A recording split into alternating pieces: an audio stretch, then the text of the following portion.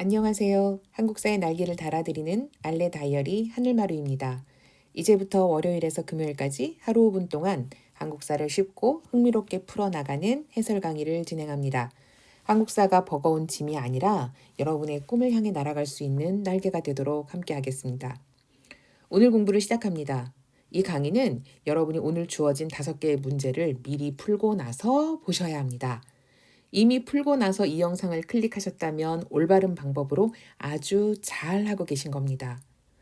그런데 아직 풀지 않으셨다면 이 영상을 잠시 멈추고 먼저 풀어본 후에 다시 영상을 이어가세요.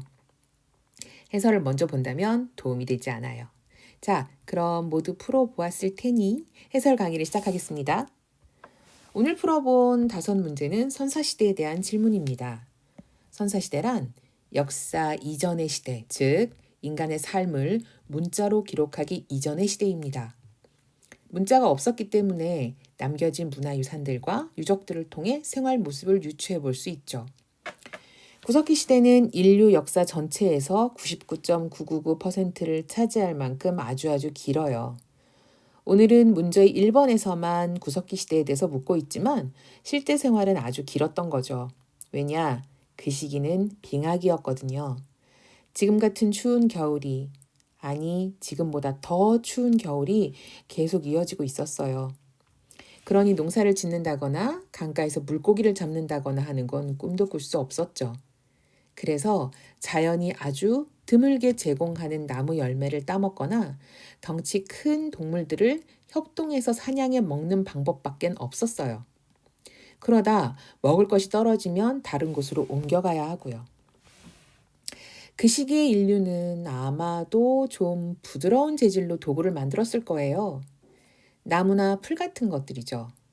어떤 것들을 만들었을까 무척 궁금하지만 모두 썩어서 사라지고 지금은 썩지 않는 돌로 만들어진 도구들만 남았기 때문에 시대 구분을 석기 시대부터 시작합니다.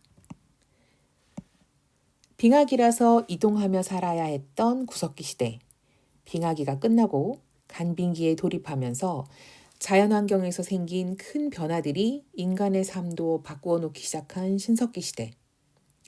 신석기 시대 말기쯤에 시작한 농경과 목축이 점차 발달하여 잉여 생산물을 만들어내고 그 잉여 생산물이 쌓이면서 전쟁을 하고 계급이 생기며 신분이 생기기 시작하는 청동기 시대가 이어집니다.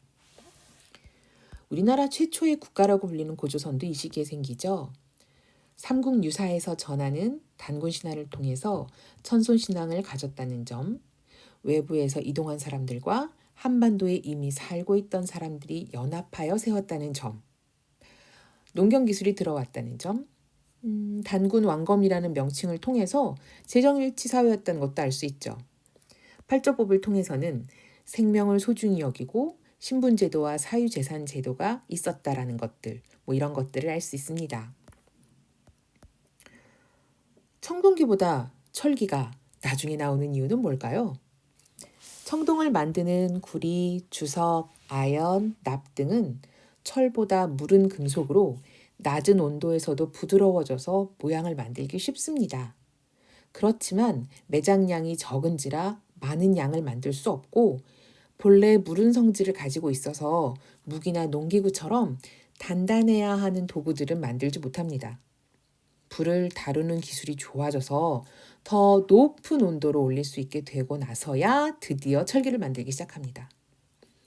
철은 1100도씨 이상 올려야 원하는 모양으로 재련할 수 있는 불편함이 있지만 매장량이 많고 단단해서 무기와 농기구 등도 철로 만들어 사용할 수 있습니다.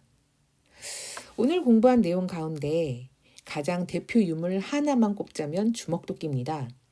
겉보기엔 그냥 돌멩이일 뿐이지만 아시아에서 처음 발견된 구석기 유물이랍니다. 이 주먹도끼가 발견되기 이전에는 아시아에서 구석기 유물이 발견되지 않았는데 19세기 서구 열강들이 아시아는 구석기 문화도 없는 미개한 지역이라며 이미 발전한 문명을 가진 자신들이 발전하지 못한 아시아를 지배하는 게 당연하다라는 논리를 세웠었어요. 겉보기엔 대충 돌조각을 떼어내서 만든 것처럼 보이지만 아래쪽을 잡고 뾰족한 위쪽을 아래로 해서 내리 찍으면 힘을 한 곳으로 모아서 쓸 수 있게 만들었습니다. 쓰임새도 다양해서 오늘날 우리가 가장 많이 사용하는 물건인 스마트폰에 비유되기도 한답니다.